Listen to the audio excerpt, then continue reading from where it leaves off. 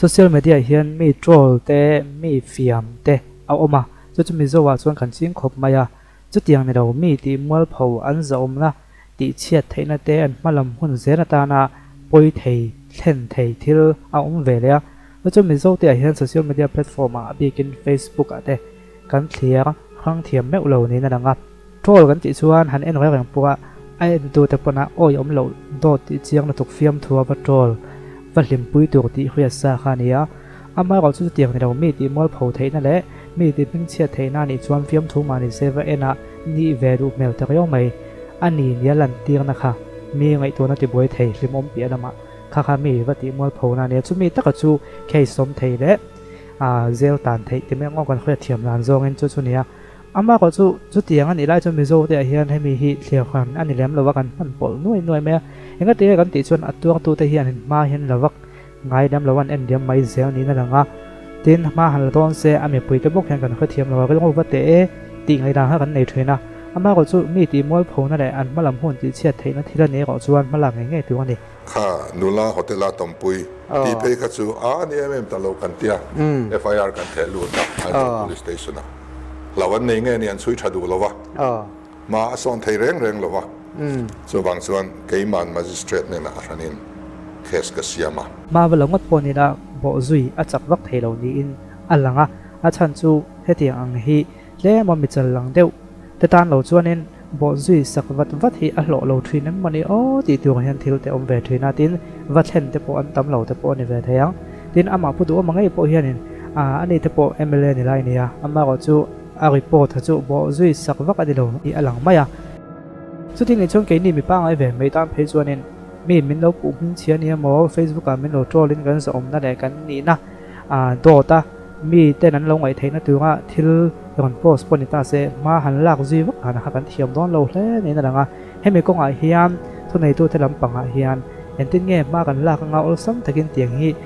athil ti sual tu te le ka tianga min ti do ta min pu tu te kha en tiang nge kan va khem chat thayang chu mi kong in ko mu te ro man na siam te chu kan ma mo khop mai social media man dan in zio tiang na thatak lo ni bokanga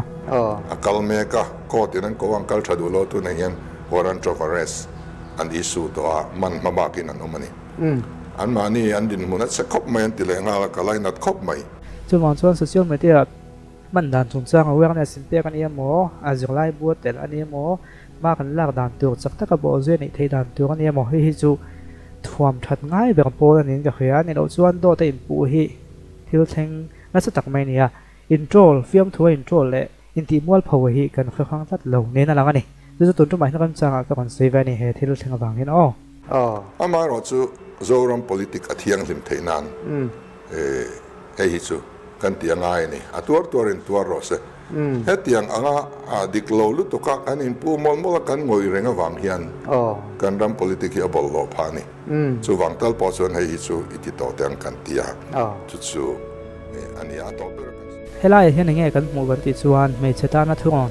bial pa in nei ni chuan mi padang ta na thian thatak ni tum kher to su tinia hi adi khop mai ma senga tinge mi padang ta na thian thani tum an om thin na chan kan ti chong comment a hianin dik deu mai ma ko chu comment tu chu kan tak lang lo ani pona fiam thu ve tho ne nga chu wang chuanin ti hianin ka kon chianga hi ti du zo ke a kan thian tha mi pa te hi an lu tu kom ngai tu bial pa te ne na in thren pon kan mi pa thian te hian a ro kin min lo star ngai zela a spare pa ne mai ron te fiam thuina ron comment dewa ama ko chu he thil dikani